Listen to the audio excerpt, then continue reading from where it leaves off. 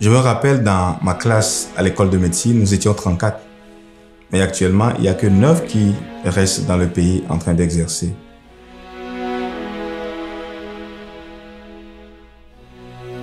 Je suis le dernier né d'une famille de 16 enfants. Mon papa était un menuisier et ma maman vendait du poisson au marché. Je me rappelle que certains de mes frères ont dû abandonner l'école très tôt pour pouvoir contribuer à apporter des revenus à la famille.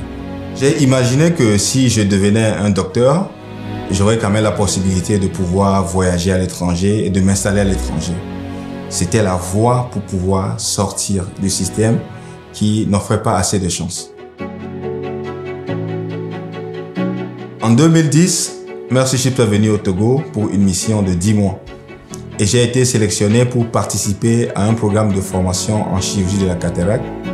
Il s'agit d'une technique qui est quand même assez révolutionnaire à l'époque, qui permettait de pouvoir opérer dans les conditions des pays à revenus modestes.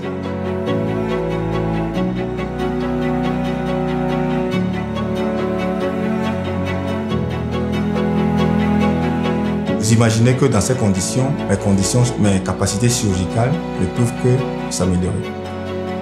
Donc j'ai décidé à partir de ce moment de pouvoir servir mes populations et mettre mes capacités à disposition de ces populations qui en ont besoin.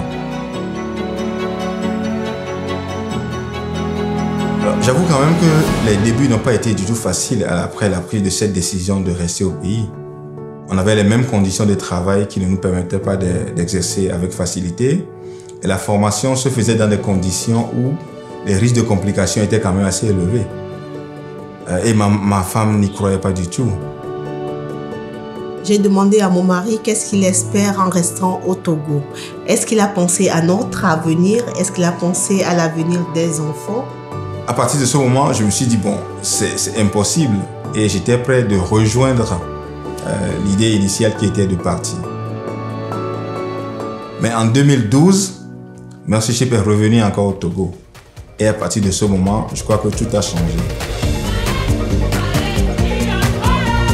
C'est que Dr Glenn Strauss et son équipe ont mis à ma disposition des équipements et des ressources financières nécessaires qui ont permis de débuter la clinique. Et à partir de ce moment, j'ai été en mesure de former de plus en plus de personnes et d'opérer plus que je n'en ai jamais fait. Et actuellement, je suis une optométriste et je travaille en plein temps avec Abraham et je partage sa vision également.